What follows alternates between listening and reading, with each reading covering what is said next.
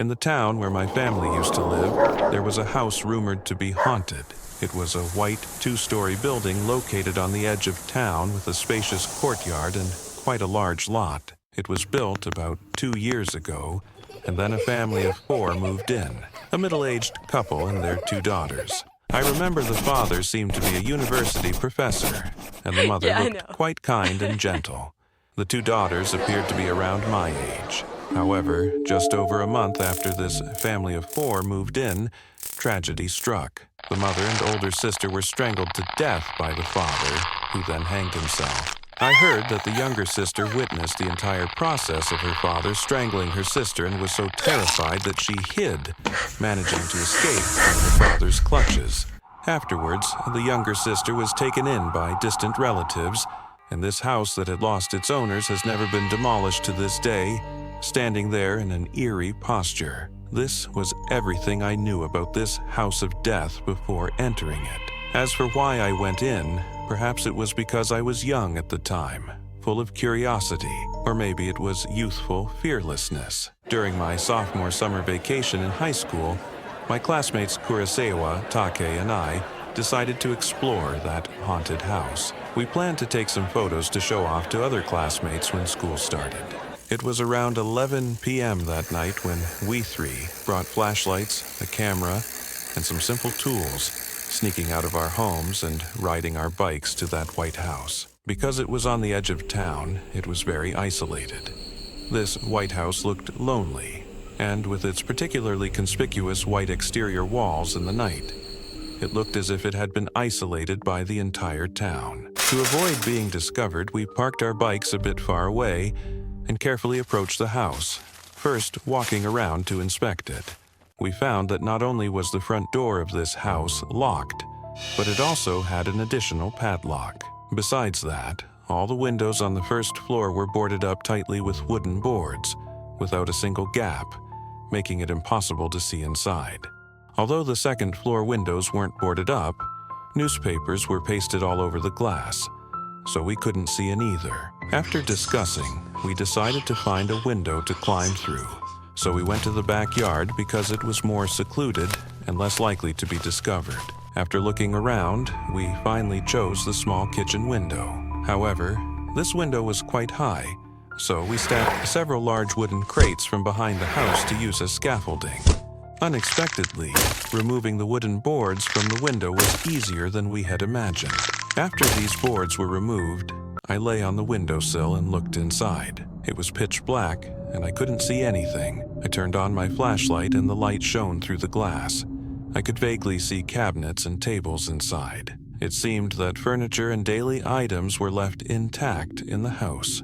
To open the window, Kurosawa used a screwdriver to tap the glass as lightly as possible, trying to break a hole in the glass to reach in and unlock the latch. But the glass still shattered with a loud crash. However, after the sound, this eerie house returned to silence. The window with broken glass hanging from it was finally opened. The opening was very narrow. With our high school student builds, we could barely squeeze through. We carefully avoided the glass shards. Kurosawa went in first, followed by Take. I held the flashlight the whole time to illuminate for them. I was the last to enter. The landing spot was the kitchen counter. As soon as I jumped down, the stainless steel countertop made a dull thud. Kurosawa and Take, who had entered first, were already examining the kitchen with their flashlights, occasionally making tisk-tisk sounds. I don't know if they were marveling or thinking that this so-called haunted house was nothing special. I crouched on the stove counter and looked around with my flashlight. The kitchen was fairly tidy, although the floor, tables, chairs, and everything were covered with a layer of dust that looked hazy white under the light. These things were all arranged neatly. It felt like with just a little cleaning, people could live here immediately. Even the dishes in the cabinet were clean enough to use directly. I had Kurosawa and Take stand in front of the sink, preparing to take a photo of them. Suddenly, Take said, "Kurosawa, is your hand okay?" I saw that Kurosawa's hand was dripping blood. He looked up and said, "Damn, this must be from when I got cut by the glass coming in.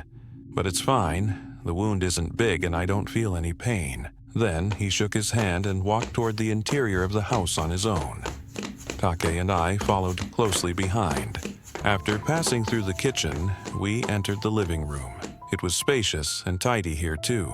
Except for a layer of dust, it wasn't much different from an ordinary family's living room. In the corner of the living room was a large clock whose hands had stopped. Although it wasn't necessarily stopped on the day of the incident, this clock seemed to symbolize that time in this house had stopped. I felt a wave of sadness. But other than that, everything here was so orderly, as if nothing had happened, which gave all three of us a disappointed sense of relief.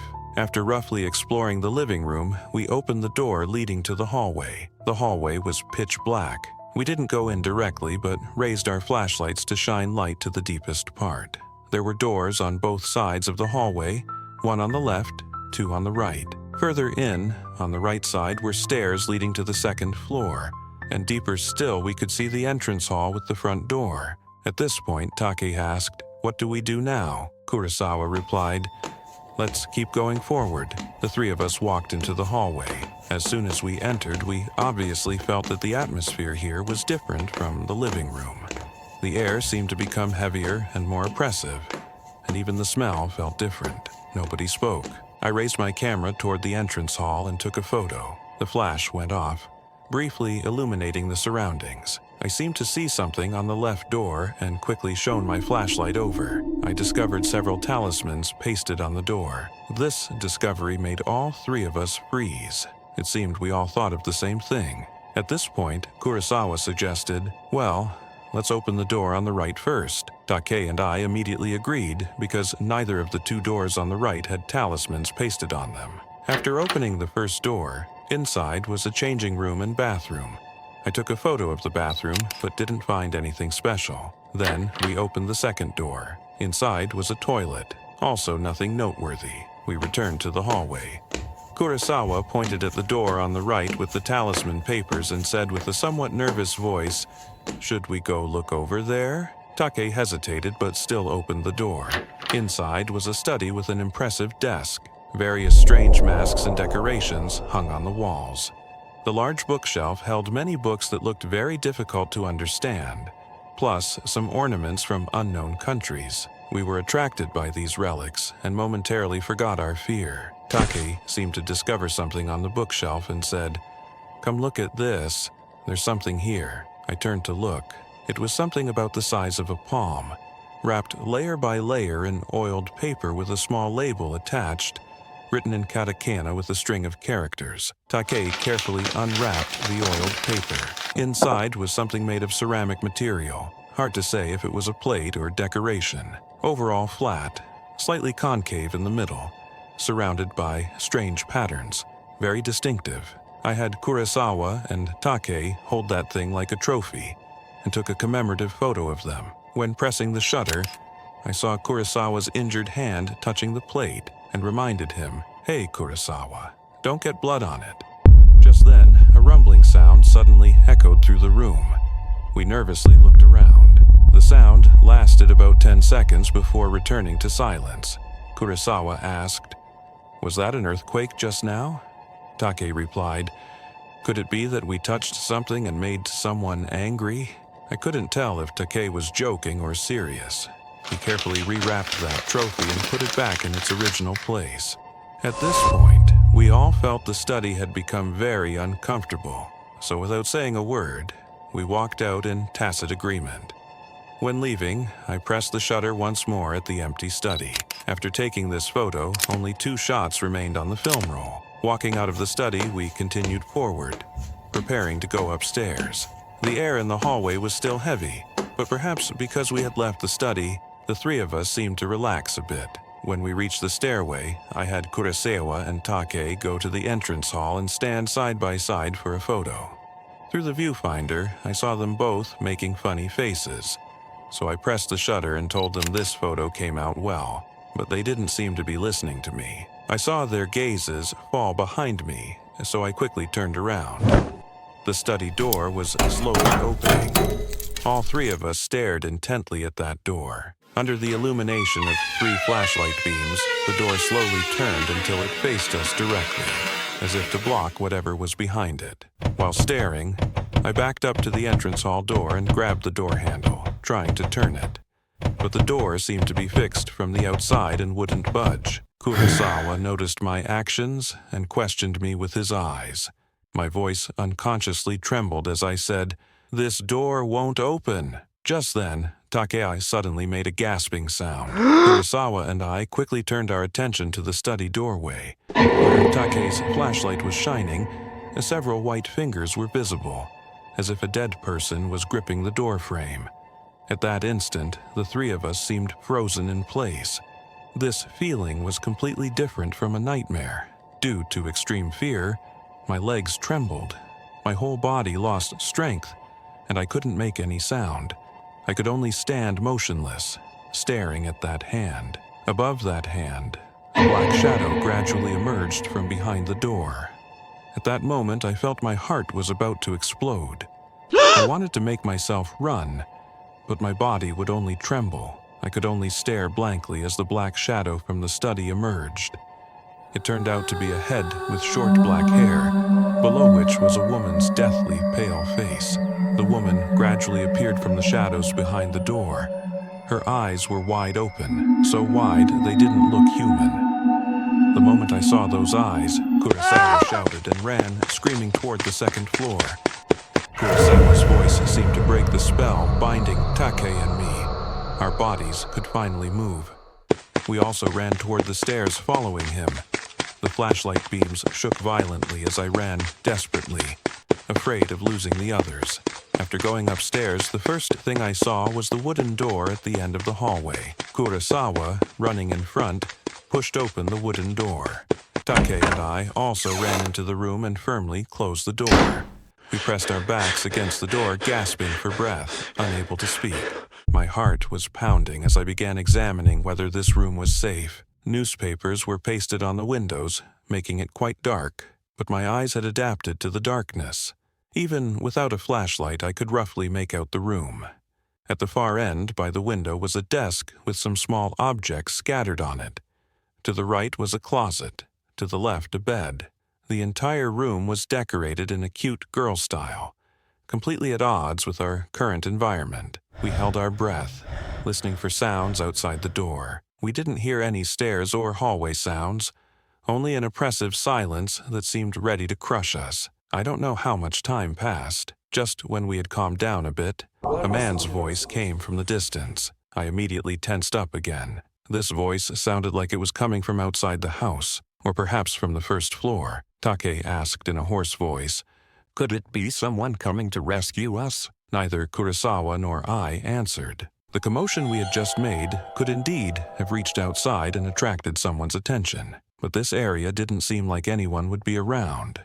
Who knew if that voice was even made by a human? Then the same shouting came from outside. This time the voice seemed closer. Hearing the second shout, Takei couldn't help but yell, "We're here! Help!" Kurosawa and I still didn't make a sound. Perhaps, like me, he suspected there wasn't actually a person outside. Takei kept shouting, "We're here! Come quickly! Help!" I pressed my ear to the door, wanting to hear the reaction outside. Just then, a low voice came from outside the door. "Are you in there?" The sudden voice scared all three of us nearly to the ground. We hurriedly backed away from the door, our gazes all focused on the door. After waiting a long time with no movement from the door, it made us even more afraid. Due to fear, Kurosawa stared nervously at the door while repeatedly muttering, "We're screwed. We've been found. We have to escape. We're screwed. We've been found. We have to escape." Takei, probably blaming himself for his shouting bringing this unknown situation, sat dejectedly on the ground, head down, trembling all over. I tried to suggest in a calm tone, "Well, how about we jump out the window?" Kurosawa immediately agreed, saying, "Good, let's jump down. The second floor should be fine. Jumping from the second floor should be no problem. No problem, no problem, no problem." As Kurosawa spoke, he actually began talking to himself.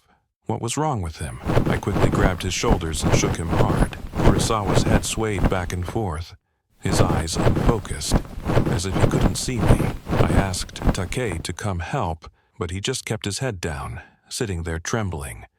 Were they both scared out of their minds? Having no choice, I had to ignore them for now and began tearing the newspapers from the window.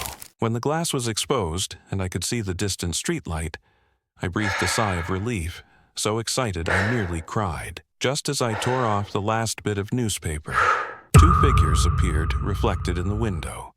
Startled, I spun around. Somehow, Kurosawa and Take were standing side by side with their backs to me.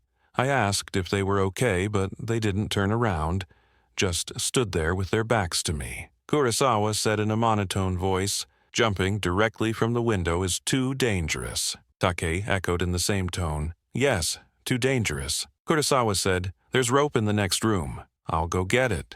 Take echoed again, "Yes, I'll go get it." After saying this, they opened the door and walked out with heavy footsteps, not even glancing at me. A strange and terrifying thought formed in my mind. Could they no longer be the people I knew? What should I do? Should I run by myself? But what about them? No, I couldn't abandon them. Then I heard Kurosawa and Take making heavy footsteps in the hallway, along with sounds of opening and closing doors. After the house quieted down, I could faintly hear murmuring through the wall, like they were talking, but I couldn't make out the content. I pressed my ear to the wall, trying to hear more clearly. Suddenly, creepy laughter came from next door. That laughter was bone-chilling. I had never heard them laugh like that. This laughter made me determined to escape quickly. I tried to open the window lock, but it was probably rusted, and with my hands shaking non-stop, I couldn't open it. Then I heard a door opening in the next room. I frantically hit the glass with my hand, but it wouldn't break. The sound of creaking footsteps in the hallway grew closer. I looked around the room, and in desperation crawled under the bed, holding my breath, trying to hide. Then the door opened, and two people walked in. From under the bed, I could see their shoes. They were Kurosawa and Take's. They stood by the bed for a while, as if confirming whether I was there. Next to their shoes, I saw a piece of rope hanging down. Had they really just gone to find rope? I relaxed slightly and even considered crawling out from under the bed, but thinking about their earlier strange behavior and laughter, I decided to wait and see. I lay under the bed, watching Kurosawa and Take's shoes closely. They stood in place for a while, then walked toward the window. When they reached the wall, they stopped. Then I heard the window open with a bang, easily opened. Then came the sound of the window sliding along its track. The window lock that I had struggled with for so long, they had opened easily. Then Kurosawa said, "Tie this up." Take responded, "Yes, tie this up." Their voices were still monotone. Then their shoes walked together to the desk area, seeming to busy themselves with something. After a while, they seemed to finish and walked back toward the window. Their shoes disappeared from my view. Probably they had climbed onto the windowsill. Kurosawa's voice came, "Tie the neck properly. Let's escape." Take responded, "Yes, let's escape." As soon as their voices fell, the desk suddenly moved toward the window, one table leg lifting up. Then came a loud crash, bang, like something heavy had hit the wall. Then came a series of sounds like something soft being repeatedly struck. The sound grew weaker and weaker. Finally, only creaking friction sounds remained. I curled up under the bed, trembling with fear, not knowing what had happened. The intermittent creaking sounds never disappeared, echoing eerily throughout. I was scared, numb, scared, stupid, scared into a stupor, completely losing sense of time. I don't know how long I lay under the bed when I suddenly heard sounds other than those from outside the window. Creaking sounds coming from elsewhere, approaching this room slowly.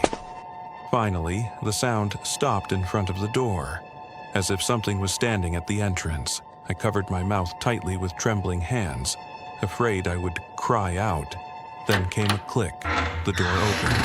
It was dark outside, and I couldn't see clearly, but I felt someone standing there. I remained motionless, staring intently at the darkness in the doorway. A pair of pale bare feet walked in. They should be a man's feet. The feet slowly moved around the room, as if walking in circles. Finally, they walked to the bedside and stopped. My heartbeat and breathing became uncontrollably rapid. I could only press my hand more firmly over my mouth, afraid the owner of those feet would hear and suddenly duck down to grab me from under the bed. At this moment, I could only desperately endure to keep from crying out. The feet stood by the bed for a while, then slowly walked toward the door. Finally, the feet disappeared into the darkness, and the door slowly closed again. If I stayed here any longer, I would definitely be discovered. Strong survival instinct drove my body to move. I quickly crawled out from under the bed. As soon as I emerged, before I could stand up, I saw 3 ropes tied to the table leg. One rope had one end tied to the table leg, and the other end just lying on the desktop with a fist-sized stone tied to it. The other 2 ropes were stretched taut toward the window. These 2 ropes had great tension. The table was pulled so hard that one leg was lifted and wedged against the windowsill. Could the other ends of these 2 ropes be? I didn't dare think. I wouldn't let myself think, but still a chill rose from my spine. No, I had to escape immediately. I desperately thought of various escape plans, but those pale feet had cut off all possibilities. Only jumping from the window remained as an option. But seeing those ropes, I didn't dare approach.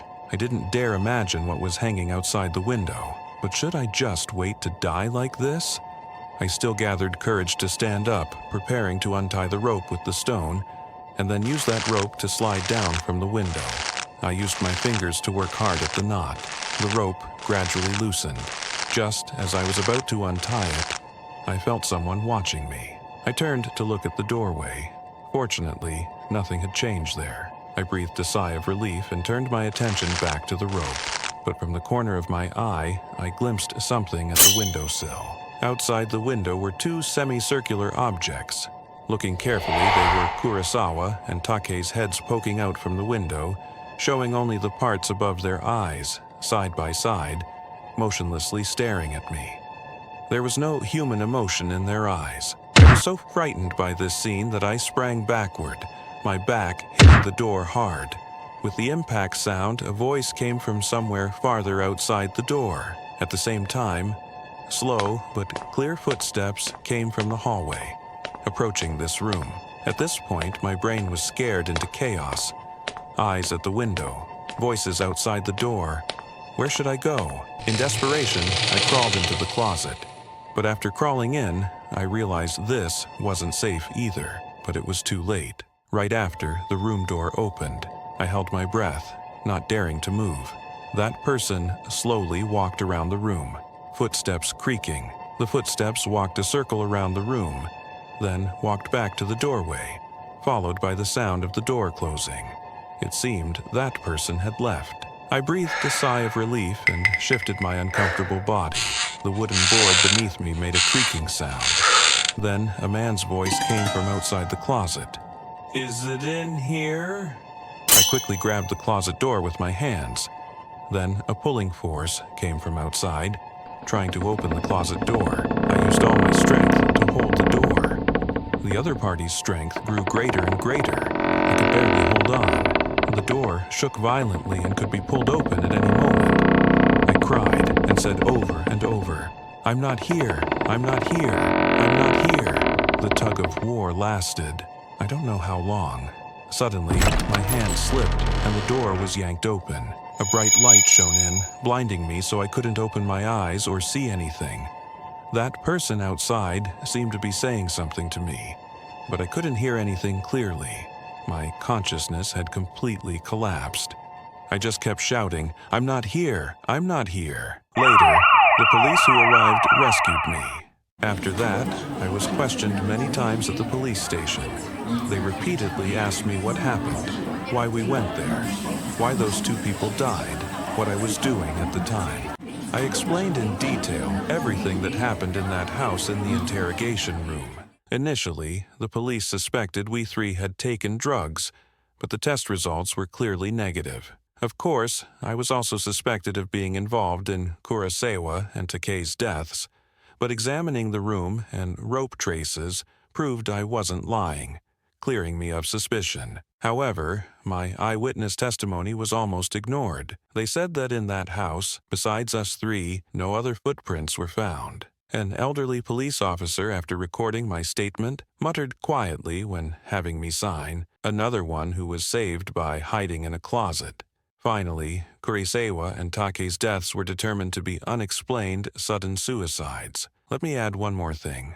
The police confiscated my camera and never returned the film inside. They only asked during interrogation whether there were other people nearby when I photographed the study and entrance hall. I answered no. The interrogating officer showed a puzzled expression but didn't pursue it further. As for the trophy, the characters on the label were from some ethnic language meaning path to the underworld. This was quickly clarified, but beyond that I couldn't learn any more information. That thing might still be in that house now. Since that incident, whenever I look out my window late at night, I can always see two people showing just the parts above their eyes, staring intently at me. Doctors and friends all sympathize with me, saying this is psychological trauma that will gradually heal, not to worry too much. But just tonight, the two heads outside the window spoke to me in that emotionless tone. "We're waiting for you. Yes, we're waiting for you." I'm not sure if this is a hallucination. Perhaps going back there once more would help me understand.